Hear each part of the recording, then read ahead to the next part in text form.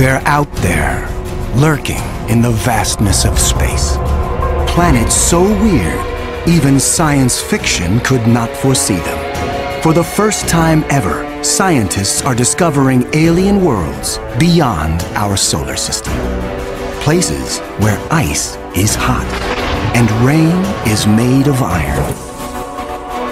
They are uncharted, unearthly, and unpredictable. And somewhere, hidden among these strange new worlds, scientists seek the greatest discoveries of all. Planets like ours, alien Earths. 35 seconds. Let's go. Storage tank press closed. March 6, 2009. 22 seconds. Later, GN2 pressure go. This Delta II rocket is going through its final pre-flight check. 71.3. Drop 1. Engine start, 1, 0, and liftoff. It is the start of an extraordinarily ambitious mission.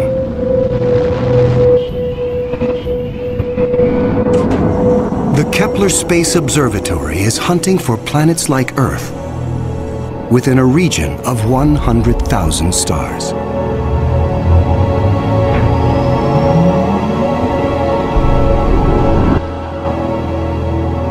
It is the culmination of a journey that began more than a decade ago with one of the most profound scientific discoveries ever made.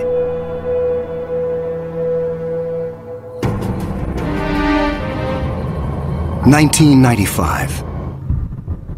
Swiss astronomer Michel Mayor and his team make a routine observation of stars in the constellation Pegasus, located 50 light-years away. But the instruments show something strange. One star is violently lurching and wobbling. What we discovered, it's one of these stars have a velocity changing with time. What is powerful enough to disturb a star the size of our sun?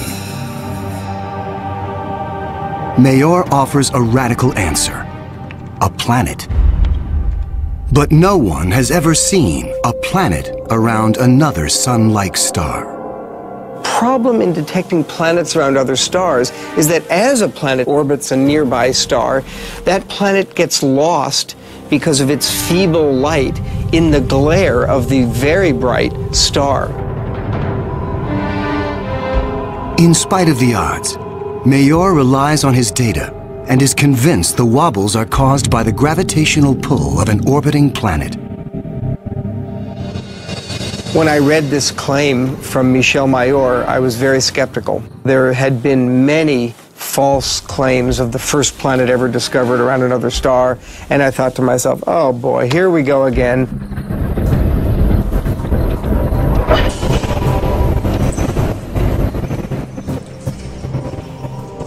So I decided to observe the star on 4 consecutive nights. And stunningly, the star was shown to wobble exactly as Michel Mayor had said. Michel Mayor and his teammate Didier Queloz announced their discovery. It rocks the scientific community. They had found for the first time reproducible, confirmable evidence of the existence of a planet around a sun-like star.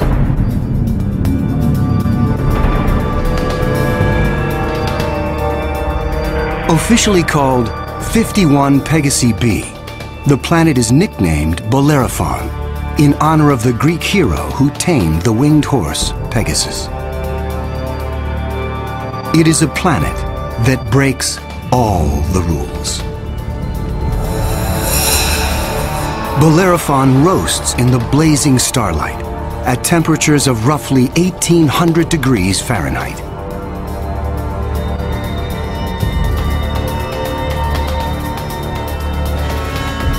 It is nearly 150 times more massive than Earth and is a gas giant like Jupiter.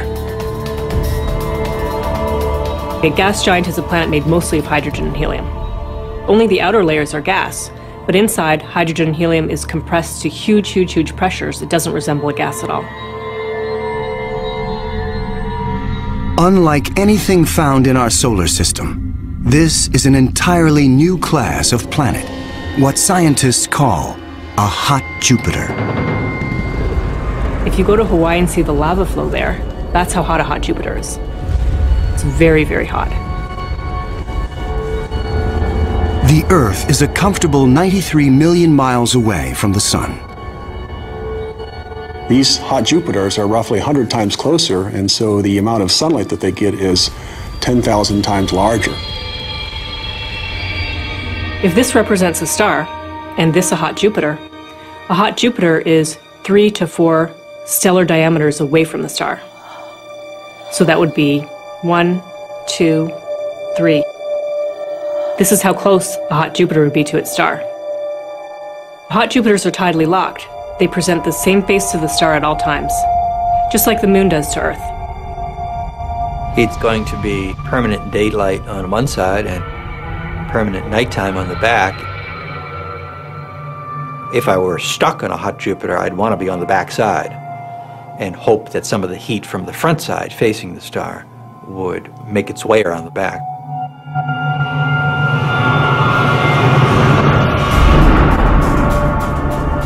The variations in temperature make Bellerophon's atmosphere extremely windy. The wind howls at thousands of miles per hour, far beyond anything we could ever withstand.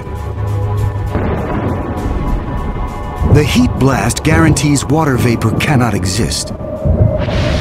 But that doesn't mean there is no rain. It's far too hot for water liquid clouds to form here. But instead, these clouds would be made out of iron. Iron vapor can exist at temperatures much higher than water.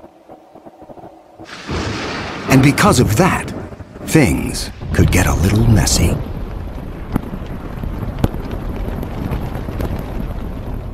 You better have an umbrella that's pretty sturdy, because the iron is going to start coating your umbrella very rapidly and making it extremely heavy and just crush that umbrella.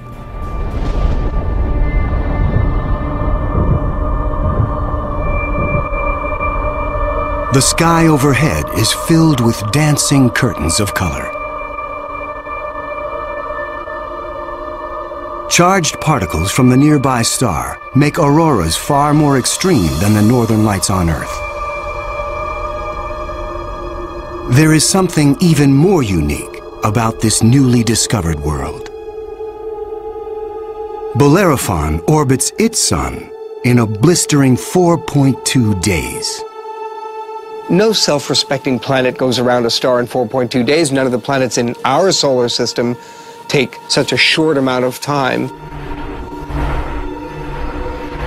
For scientists, the tiny orbit challenges long-held notions of how planets form. The fact that the planet was orbiting every 4 days was a total puzzle until one night in the middle of the night I woke up and said, well, this must be proof that planets migrate inwards. They don't stay put where they are. The key to the puzzle is found in how planets are made. Planets are a byproduct of star formation. When stars form, they have a disk of dust and debris around them, and out of that debris, planets form. Much of what we know comes from Hubble's Space Telescope, as it aims at regions like the Eagle Nebula. This interstellar cloud is studded with collapsing disks of dust and gas. A giant clump grows in the center of each disk. Temperatures reach a searing 18 million degrees. The same nuclear fusion that powers our sun is unleashed.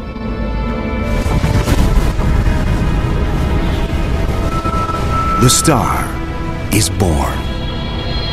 Radiation from the star generates a stellar wind that sweeps away leftover dust and debris. Some of the dust survives and remains in orbit around the newborn star. Over millions of years, the dust sticks together, forming knots that grow into asteroids, and the asteroids grow into planets.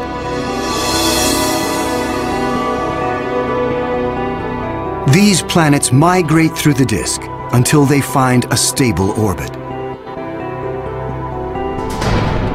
This is why Bellerophon is so close to its parent star.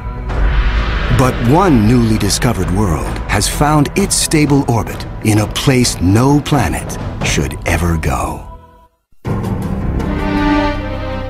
2001. Hubble Space Telescope is directed to an obscure star some 150 light-years away from Earth, in the constellation of Pegasus. This is the same region where Bellerophon was found 6 years earlier. Hubble is tracking another hot Jupiter, discovered by astronomer Jeff Marcy. But this one is different from Bellerophon. You've probably heard of the planet HD 209458b. It's a terrible name. A terrible name for a terrible place. HD 209458b has been dubbed by some as Osiris, after the Egyptian god of the dead. Osiris is over 200 times more massive than Earth. It has migrated perilously close to its sun, at a mere 4 million miles from the blazing solar surface. Osiris broils in a planetary hell. The average daily temperature on Osiris is over 2,000 degrees. Forget global warming. This is global frying, and it causes Osiris to lose an estimated 550,000 tons of air every second. There's a leak of gas, a steady stream of hydrogen and helium, and that's making a big, huge cloud all around the planet. Its atmosphere is bleeding into space. Scientists speculate that a colossal trail of gas spirals behind the planet for thousands of miles. Osiris presents an unprecedented opportunity for astronomers. Using Hubble, they analyze the alien planet's bloated atmosphere. This is the absolutely first time where we could tell what is the composition of the atmosphere of an extrasolar planet.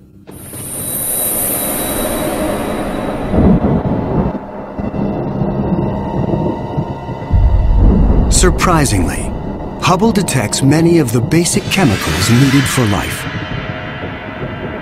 Sodium, carbon, hydrogen, and oxygen. But Osiris is far too hot for life as we know it. There may be other forms of life, however, that thrive on higher temperatures. But there's no solid surface as we know it on a hot Jupiter. So this life would have to be just tiny little microbes floating around on aerosols. And on our own Earth, we have life that floats around in our atmosphere. But that life didn't start there.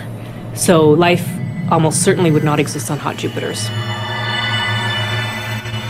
Astronomers have discovered many hot Jupiters since Bellerophon was found in 1995.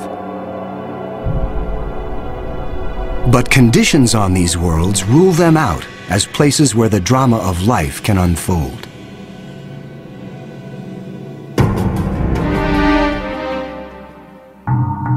One of these gas giants is a planet that teases the rules of evolution.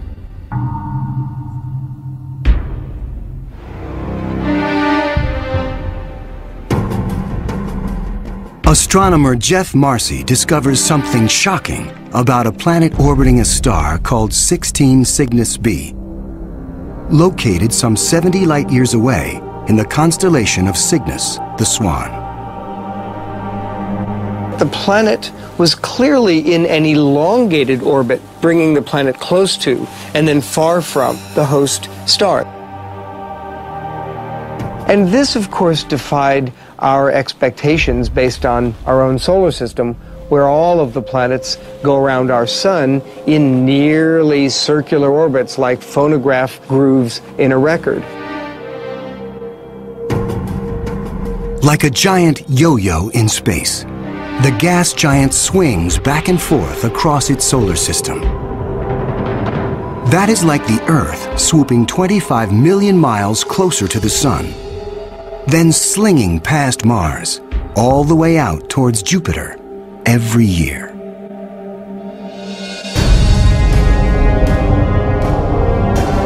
And like all of the gas giants in our solar system, this yo-yo planet might have an entourage of moons.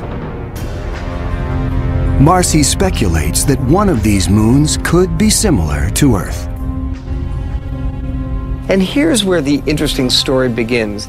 Imagine a rocky moon with lakes, oceans, maybe streams and waterfalls on the surface. The moon orbiting its planet, the two of them orbiting the host star. Unlike the airless moon that circles the Earth, this moon is a world with extreme seasons. On Earth, the seasons are caused by the tilt of our planet. Here, they are caused by the elongated orbit. These poor planets that are in these elongated elliptical orbits suffer terrible changes in their climate throughout a year.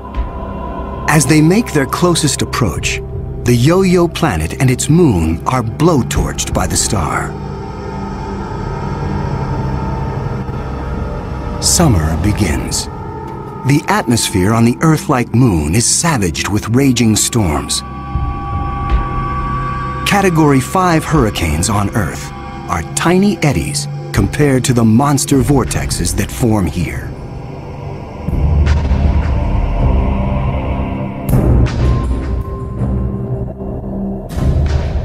The clouds thicken as the water evaporates. Temperatures rise dramatically. Any water or gases would heat up, and indeed the oceans would boil into steam, so you'd end up with a big steam bath. During the peak of the summer, the entire moon is smothered in 800-degree temperatures.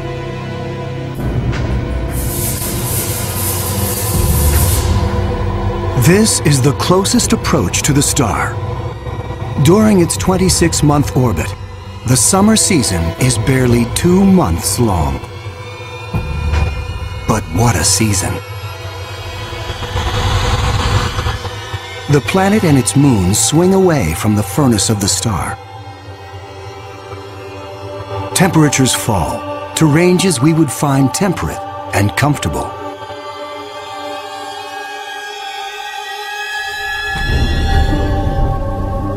With the coming of fall, the rains return to the parched and roasted moon.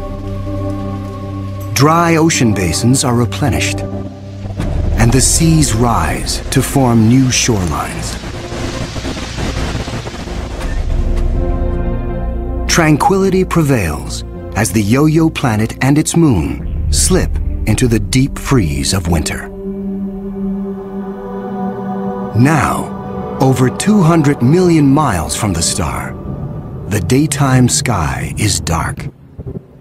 Temperatures hover around 260 degrees below. Winters are long, lasting 17 months. With the coming of spring, the sun looms large in the skies over this hapless moon as the ice cracks and melts violently. Huge icebergs calve into a stormy and fast-rising ocean.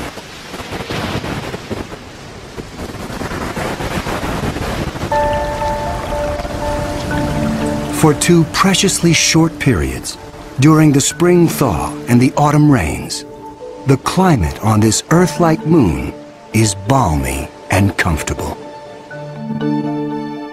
At a distance of 93 million miles from the star, roughly the same distance as Earth from the Sun, the elliptical orbit of this planet and its moon crosses an area around the star some scientists call the Goldilocks zone. The conditions here are just right for life. If you're too close to the star, then it's too hot. If you're too far away, then it's going to be too cold and everything's going to be icy. But then if you're right in the middle, it's just right. Every star has a Goldilocks zone. Where that zone is depends on the size and temperature of the star. In our solar system, Venus marks the inner boundary and Mars the outer boundary. Earth and its abundance of life is right in the middle. The Yo-Yo planet passes through the Goldilocks zone twice a year. For 3.5 months during the spring as it races inbound, and again in the fall for 3.5 months as it hurtles back into the colder reaches of space. Could life survive the conditions outside the Goldilocks zone? There could be life forms that are smart enough to hibernate, as do animals on the Earth during the winter season. If this sounds fantastic, I offer you the tidal zones on the Earth. On the tidal zones, life proliferates, of course, near the seashore, and they do so despite tides. The water coming in, covering many of the life forms, the water going out at low tide, and yet those species survive perfectly well.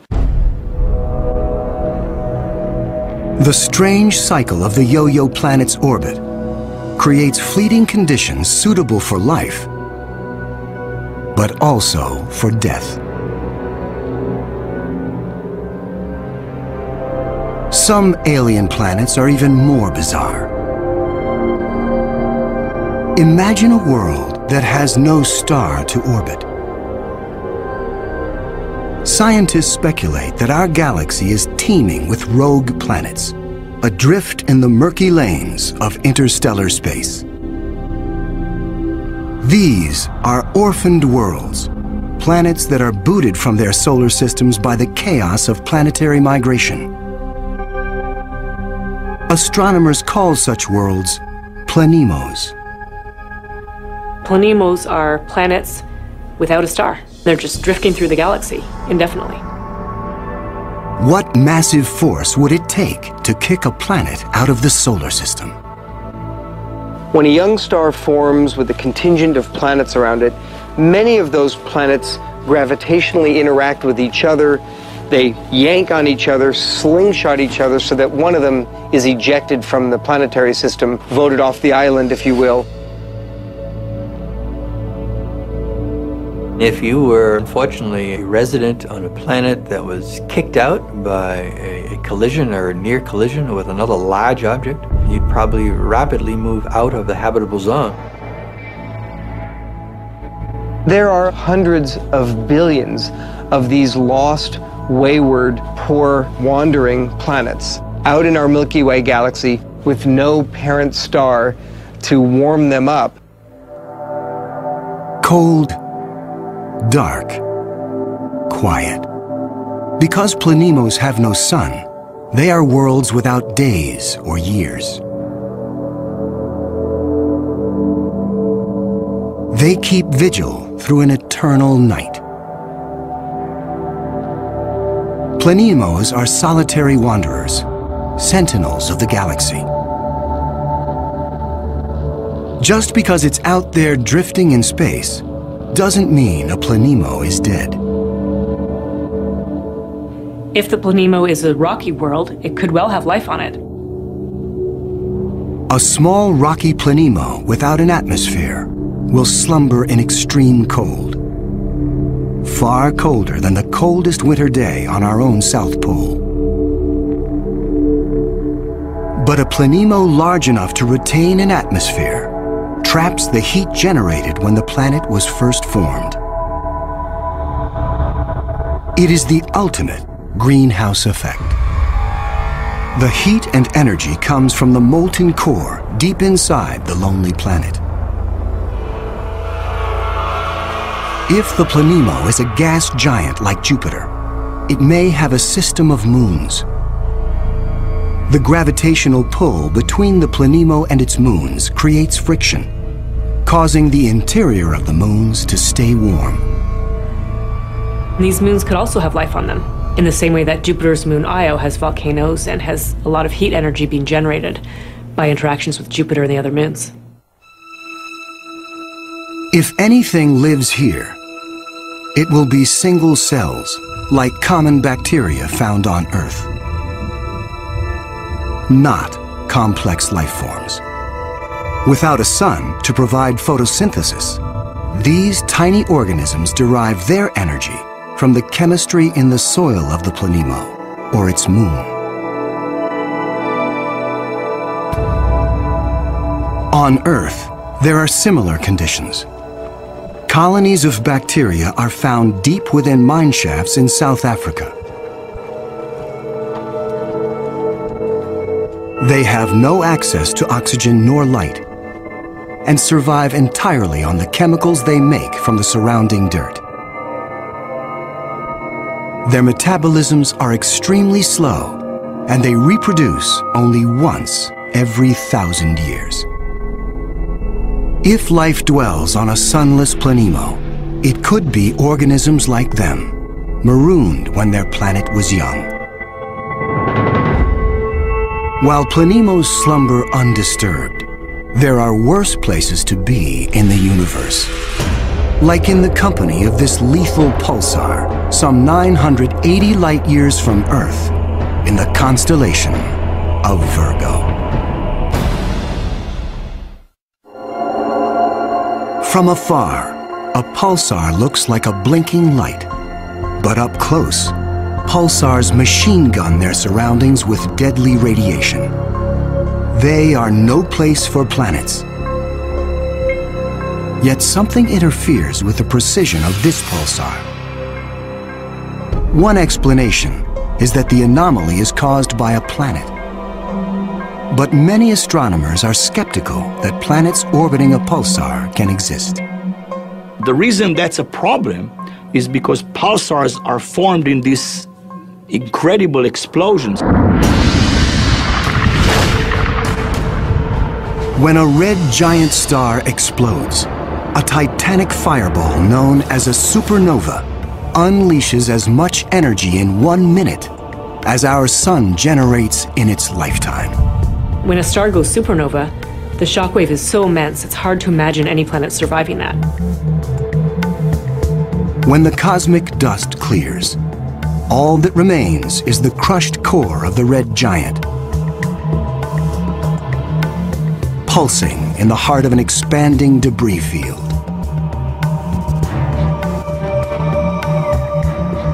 Matter blasted from the colossal explosion falls back to the pulsar and forms a disk. Within this chaos, a new world arises, born of fire and destruction, a planetary zombie raised from the carcass of the former red giant star. It's amazing that planets could form in that environment. A planet orbiting a pulsar will give you the feeling of being in a disco bar with a very strong strobe light, which is the pulsar. Radiation from this stellar beast breaks down the organic molecules needed for life. The pulsar has these very strong magnetic fields that are being spun around as the star is rotating quickly, and it's picking up any material, electrons, protons, and speeding them up and slinging them out at high speed. So it's like a solar wind with a vengeance. I can't imagine that there would be much of an opportunity for even simple life, microbial life, to emerge and to flourish on a planet around a pulsar. Largely because if you were in the pulse, you'd be severely energized, and if you were not in the pulse, you would be completely devoid of energy. The discovery of pulsar planets shows how new worlds can form in the wake of a star's destruction. No matter where a planet arises, the process of its birth is fraught with danger.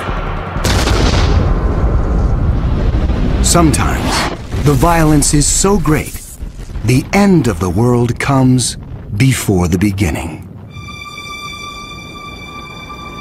2007, Astronomers using the giant Gemini North telescope make a strange discovery in the Pleiades cluster some 400 light-years from Earth. A star known only by its catalog number, HD 23514, is surrounded by a giant donut-shaped cloud of dust and gas. The star in the middle of the donut shape is about 100 million years old. A cosmic toddler in astronomical terms. Our Sun is 45 times older. The conditions are perfect for planets to form. But spectral analysis finds something strange. The dust is utterly pulverized. Typically, a newborn star is surrounded by fledgling planets. Planets form around the young star in a protoplanetary disk of gas and dust. And then these planets go on their merry way orbiting the star, not realizing that they're in an orbit that's too close to another planet. Millions of years ago, two primordial planets orbiting HD 23514 are spinning toward doom. As the two worlds close in, tidal forces torque each planet from spheres to egg shapes.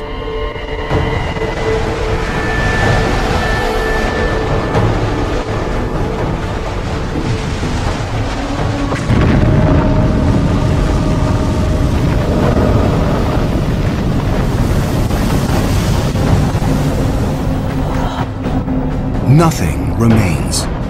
The two worlds are annihilated, creating the dust and debris seen around star HD 23514. 4 billion years ago, a similar apocalypse came to Earth. A Mars-sized planet forms in roughly the same orbit as the newborn Earth. Like the planets at HD 23514, Earth and this Mars-sized body are barreling toward each other. If you happen to be unlucky enough to be standing on a growing planet when it was in the process of still becoming the Earth, you might wake up one morning and notice that the sky was getting darker and darker as a Mars-sized body was coming at you within a period of less than an hour.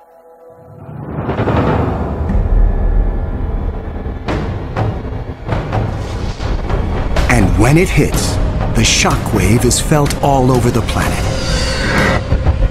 scouring the surface of the Earth. The collision obliterates one side of the planet. Molten rock sprays out into space. The entire globe is peppered by meteors and noxious vapor. It would actually make hell look like a Bahamas vacation.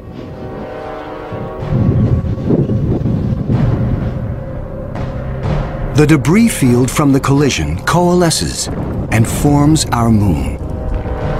It is a new beginning for our planet. Collisions are part of the birth process for planetary systems. Building up a terrestrial planet is probably all about colliding pieces of rock together. And all across the galaxy, colliding pieces of rock are forming terrestrial worlds that defy the imagination.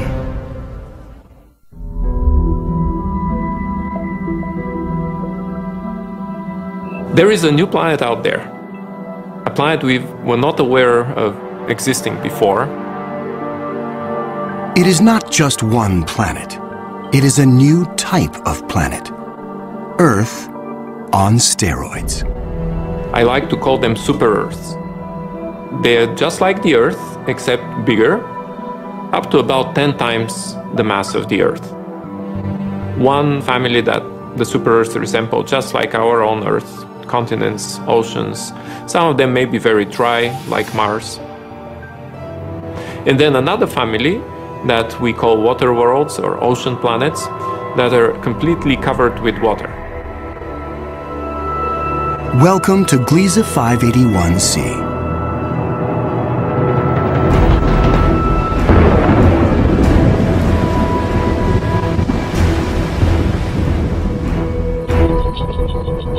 This planet was found by Michel Mayor, and it orbits with 2 other planets around a very small star.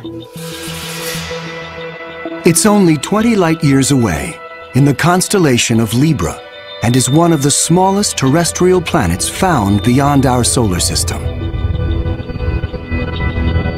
That doesn't mean Gliese 581c is small. It's still a super-Earth with 5 times the mass of our home planet. But it's the possibility of liquid water that excites scientists.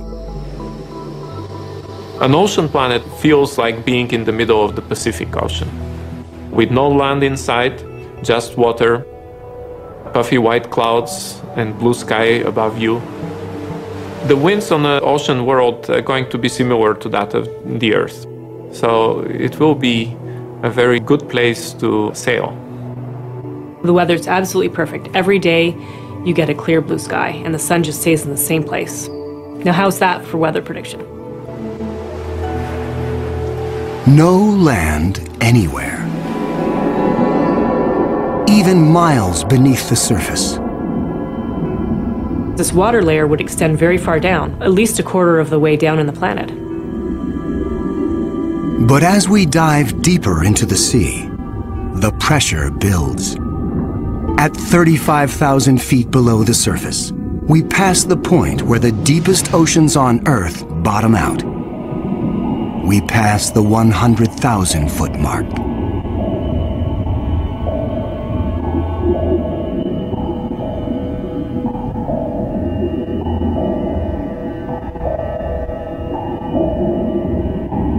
The pressure is so great, water itself begins to take on surprising new forms.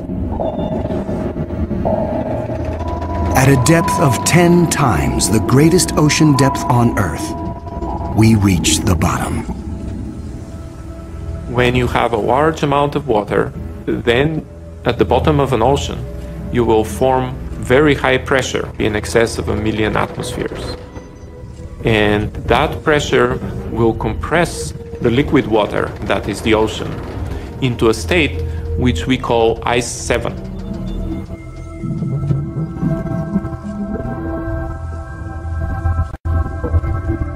No, it's not like ice in your refrigerator. The molecules of water that are in the ice in your refrigerator are kind of all jumbled up. But if you form ice under very high pressure, then the water molecules can become ordered, they can become aligned.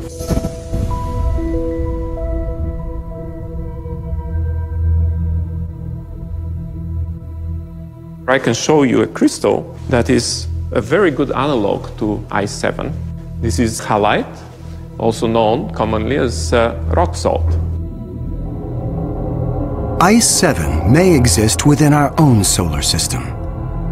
Europa, a moon of Jupiter, could possibly have a mantle of liquid water surrounded by a thick, icy crust.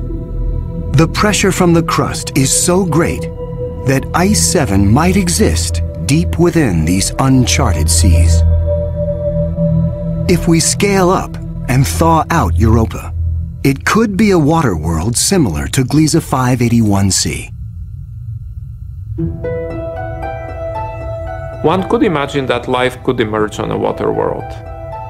After all, water is essential to life on Earth. Everywhere on Earth where there is water, there is life. You cannot find a sterile drop of water on Earth unless you put it in the microwave yourself. On this water world, there could be bacteria or any kind of life in the ocean itself. But not all of the super-Earths are water worlds teeming with life. When we talk about super-Earths, we talked about 2 major families of mostly rocky with some water and mostly water with an endless ocean. But one has to add to those a 3rd family of probably very rare super-Earths and Earth-like planets, which are called carbon planets. A carbon planet is unlike anything we've ever seen anywhere. A place with an alien chemistry, but loaded with very earthly treasures. Throughout our galaxy, there are planets barren and poor and inhospitable. But science is on the trail of a new type of planet, an entire world of treasure. In our own solar system, in our sun and in all the stars nearby, there's always more oxygen than carbon. But if we think of a place in the universe where there's more carbon than oxygen, then planet formation is very different. Spectral analysis shows carbon to be far more plentiful, 26,000 light-years away near the center of our galaxy. Planets that form here may contain a rich abundance of carbon. The morning sky on a carbon world would be anything but crystal clear and blue. I'm picturing a yellow haze with black clouds of soot. And as you descended farther down in the atmosphere, I could imagine lakes that were made out of compounds like methane or gasoline. I'm picturing these bubbling, foul-smelling pits of black ooze, like an oil well. With little or no water in the atmosphere, the air is made of carbon compounds. Methane, butane, pentane, benzene, all these different kinds of carbon compounds that separate out when you refine gasoline.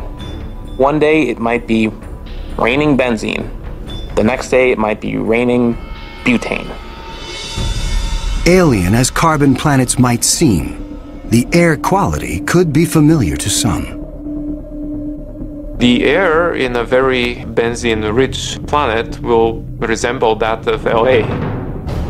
A lot of small particles that unfortunately we are quite used to from the exhaust of cars. Despite the pollution, carbon planets could come with a sparkling upside.